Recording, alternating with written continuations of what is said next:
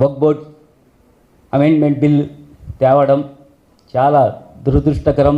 ఎందుకంటే ఈ వక్ఫ్ బోర్డ్ బిల్లుతో ముస్లింలకి ఏ విధంగా నష్టపరిచాలో బీజేపీ కూటమి ప్రభుత్వం పార్లమెంట్లో పెట్టి పాస్ చేసుకోవడం చాలా దారుణం. వక్ఫ్ బోర్డ్ స్థలాలంటే ఎవరు గవర్నమెంట్ మనకి ఇచ్చింది కాదు. మన పూర్వీకులు అల్లా కోసం మసీద్లకి, దర్గాలకి, ఆషుఖానాలకి అలా దానం చేశారు. ఆ స్థలాలు వక్ఫ్ బోర్డ్ స్థలాలు. ఆ స్థలాలతో ఏమంటే మనకు మసీద్లో ఇమామత్ చేసే ఇమాంలకి, మౌజన్లకి దాంతో వచ్చే లాభాలతో మేము శాలరీ ఇచ్చుకుంటాం, అలాగ చేసుకుంటూ పోతాం.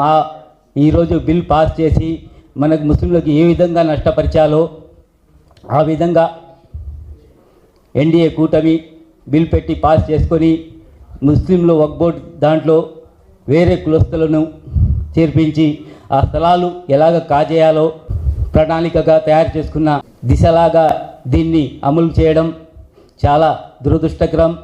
ఈరోజు భారతదేశంలో ఎక్కడ చూసినా ముస్లింలు నిరసనలు తెలుపుతున్నారు.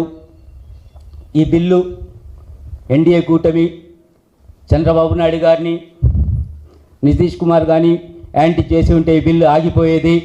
వీళ్ళు ముస్లింలకి తప్పకుండా మేము మీకు తోడుంటామని చెప్పి ఎలక్షన్లలో ఓట్లు వేయించుకొని ఈరోజు వాళ్ళు ఆ బిల్లు కూర్చొని బిల్కి సపోర్ట్ చేయడం చాలా దారుణం.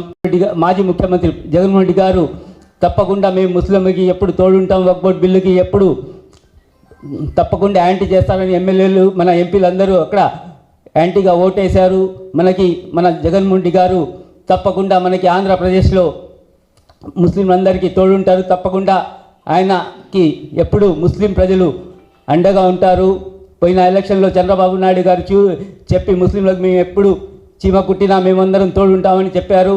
ఈరోజు ఆయన ముస్లింలని అణచివేయాలని ఆ బిల్లుకి వాళ్ళ ఎంపీలు కానీ రాజ్యసభ్యులు కానీ ఈరోజు అనుకూలంగా ఓటేసి మళ్ళా జనాల్లో వచ్చి ఆయన ఏ రకంగా ఓట్లు అడుగుతారు. వచ్చే ఎలక్షన్లో వాళ్ళకి గుణపాఠం నేర్పిస్తాం. ప్రతి ఒక్క ముస్లిం నాయకుడు ఏ పార్టీలు ఉన్నారో తప్పకుండా బహిరంగంగా వాళ్ళు వచ్చి బయటకి క్షమాపణ చెప్పి పార్టీకి రిజైన్ చేసి ముస్లింలతో కలిసి అల్లా స్థలాల కోసం పోరాడాలని, అలాగే కోర్టు ద్వారా అయినా తప్పకుండా వక్ఫ్ బోర్డ్ బిల్లుకి మేము యాంటీ చేసి తప్పకుండా కోర్టు ద్వారా అయినా తప్పకుండా ఈ బిల్లుకి క్యాన్సిల్ చేయించుకొని ఇండియాలో ప్రతి ఒక్కరు కలిసికట్టుగా పార్టీలకు అతీతంగా ముస్లిం అందరూ ఒకటయ్యి దీనికి పూర్తి మద్దతుగా సుప్రీంకోర్టు ద్వారా మేము కేసు వేసి తప్పకుండా బిల్ని క్యాన్సిల్ చేసి అలాగే అల్లా స్థలాలను ఎవరు కాజేయకుండా అందరూ కలిసికట్టుగా పోరాడి వచ్చే ఎన్నికల్లో ఈ సెక్యులర్ పార్టీలు అందరూ ఒకటయ్యి తప్పకుండా బీజేపీకి బుద్ధి చెప్తాం. అలాగే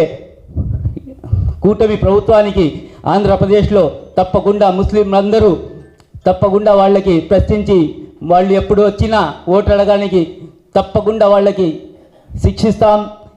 ఓటు ద్వారా మనందరం కలిసికట్టుగా వైఎస్ఆర్ కాంగ్రెస్ పార్టీ మా అధినాయకుడు జగన్మోహన్ రెడ్డి గారికి అండగా ఉండి ముస్లిం అందరూ ఆయన మనకు తోడుగా ఉంటారు. తప్పకుండా మేమందరం కలిసికట్టుగా వక్ఫ్ బోర్డ్ బిల్లుకి వ్యతిరేకించి అందరూ కలిసికట్టుగా వీళ్ళు టీడీపీ పార్టీ వాళ్ళు, ఈరోజు జనసేన పార్టీ వాళ్ళు ఈరోజు ఓటు వేసి మళ్ళీ దీనికి ఏదో ఒక రకాలుగా మేమందరం సపోర్ట్ చేసాము.